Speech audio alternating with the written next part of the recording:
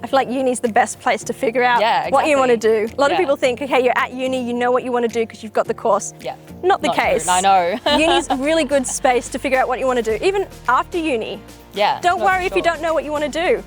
I still kind of don't know what I want to do. That's why I've got multiple jobs. So don't worry, me neither. Everybody's on their own path.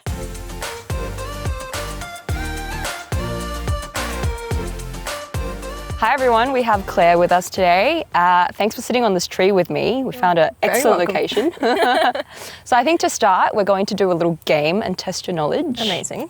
And then we'll get into what you actually do. Okay. So the game is essentially just to guess what it is. Yeah. Because you're an expert in this space, we think you might know the answers. Fingers crossed I do. So firstly, this strange looking thing, I have seen it on Facebook multiple times, but I have no clue what it is. All right, so this guy, he's an axolotl. He's not actually native, and usually you can't keep a lot of non-native animals as pets. Yeah. You can keep these guys as pets. They're pretty cute. Oh, okay. They are very Do cute. they actually look like that in real life? They I always sure do. wonder if they're like photoshopped or No, something. they look like they're constantly smiling. They're very That's cute. so cute. Okay, the second one. Oh, okay. So I never know the difference between an alligator and a crocodile. Like, is there a difference, and what is this one? There is a difference. There's a difference with their teeth. So this one's a crocodile, a saltwater crocodile. And is the myth that, you know, if you run into a saltwater crocodile or any kind of crocodile that you have to run in zigzag, is that true? I would just run. Because on land they can run, but you can definitely outrun a crocodile on land. Okay, that's in good to know. water, they've got the they've got the advantage, but on land, people have the advantage. Yeah, I don't think I want to be anywhere near water with these guys. Okay, what about this one? Corroboree frog. Is this the Corroboree Frog? It Southern is. Corroboree Frog. Yeah. You got that right. These are the ones that the team at Taronga, they take care of these guys. So they have a conservation program, and they're breeding southern Corroboree frogs and then releasing them back into the wild to try and bring them back. They're not extinct yet, but are they endangered? They're endangered, so trying to bring them back from the brink of extinction. So at a zoo, which is one of the jobs that you're working, because I also found out that Claire had 4 jobs. It's a fun time. Yeah, exactly. But at the zoo, do you work on, does everyone have their own kind of animals that they're specifically more educated on and that they know more about and they work more specifically with? So we all tend to work with all of them, but there's some of the team that are more specialised to certain groups. So we've got some people who work with the Corroboree frogs more often and do research on that. Did you study that in university? Did you pick like an animal that you were more interested in, or was that just something that you came to develop an interest in as you came out of university? So during uni, I did a Bachelor of Science. Ecology evolution focus, and it was more general. We looked at exotic animals, we looked at native animals, plants, everything really. But I got into reptiles through doing a course at the zoo actually during high school. I was like, this is cool, Certificate 3 in Captive Animals, because you have to do that course to be a zookeeper. And you have to do prac days. And one of them was reptiles. So I did my prac days on reptiles. And from there, they were like, why don't you just continue volunteering with us? I was like, sure thing. Keep working with reptiles. Keep working with reptiles. And then from volunteering, you've got your foot in the door in my field. In conservation, animals, environment, volunteering is everything, and being keen as well. Yeah, wow, I didn't know that. Where did your love of animals come from? Like, was that something that you had always had since you were a child, or was it something that you developed later on in life? Because I feel like a lot of people like animals, but not everyone goes into something like zookeeping or working with animals. So it all started with my parents. I was born into it.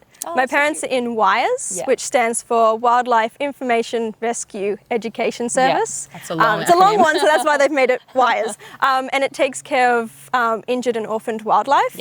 So we've always had animals. At home? Always had animals. What kind of animals have you had? Oh, we've had possums, penguins, echidnas. Wow, that is a kangaroos. very big variety of animals. You've had kangaroos at home? Do they just hop around everywhere? They just hop around the backyard in the city.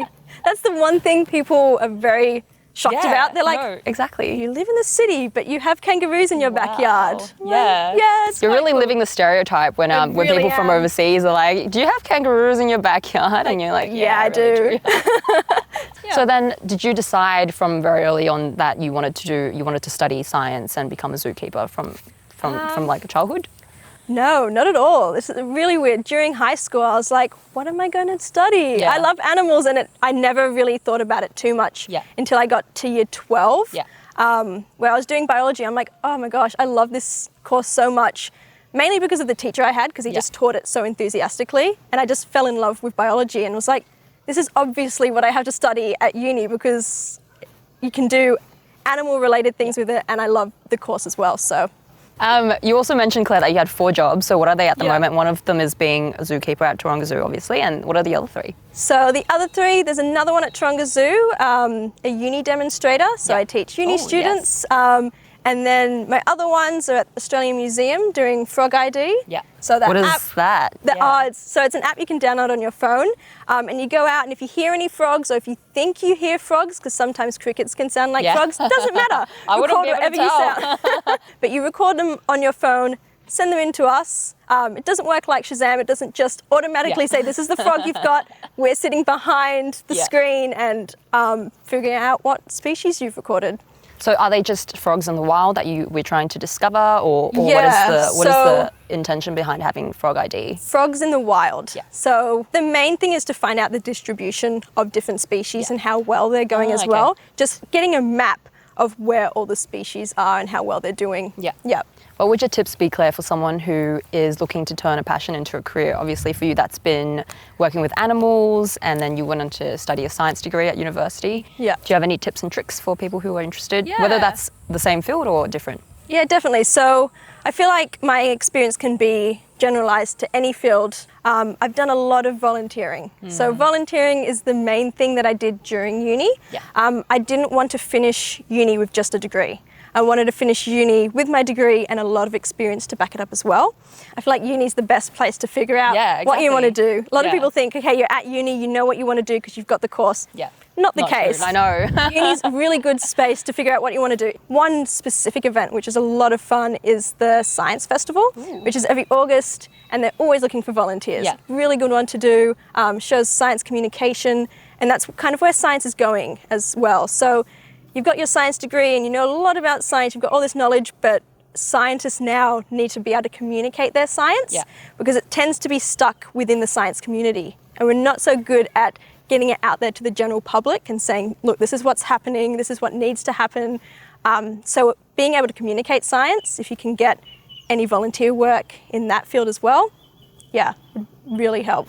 And so following on from your jobs at Taronga Zoo and Australian Museum, etc., where do you think you'll be going? Yeah. Sometimes even when you finished uni, you're still like, oh, I'm not too sure what I want to do.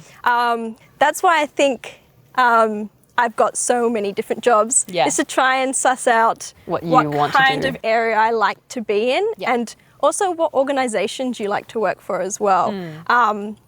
So I think the main thing that I'd want to do is actually try to make a difference with species because we've got a really high rate of mammal extinction in Australia. So trying to help with that. This is what this group does, Rewilding Australia. So they try and bring back animals that have gone extinct and bring them back. Okay, so thanks so much, Claire, for coming and sitting on a tree with me and doing this interview. You're very welcome. We're at Randwick Environment Park right now, so we're going to take Claire around and do a walk, and maybe she can tell us about some of the wildlife here. Yeah, let's go. What kind of animals might live in this kind of habitat? So there are a lot of birds that hang around this area, and also a lot of possums because there's a Wyers aviary close by as well. But I feel like a lot of these spaces around here would be like prime reptile habitat. Oh look! Oh my goodness, a wild animal! We've got some snakes. I wish they were real snakes, that would be awesome. The little touch. It's really cute. Just put it around my neck. Get a photo with a snake. So when I was in primary school, most people referred to my home as a zoo, but kind of escalated. When I got my job at Taronga working with reptiles, I was like, these guys are really cool. So I started with a bearded dragon, like most people do, and then it just escalated from there. And I was like, why not geckos? Why not frogs? And why not monitors? So now I've got... How many do you have? I think there's 22 individuals. My God. They've all got names. Is it just a specific room that you have dedicated to your animals? Just one room, so yeah. That's awesome. So there's a lot in there. We're friends now, so it means I can come visit your animals. Come see some reptiles. Come pat some reptiles. Most of them are fine with being held as well, which is a bonus. Thanks so much for coming and doing the interview with us today, Claire. I learned so much about wildlife, and like seriously, I'm seeing all these animals everywhere now that I'm walking around. Just noticing them, they're like popping up everywhere. Exactly. Yeah, it's been really fun. Thanks so much for having me. Yeah. It's been great.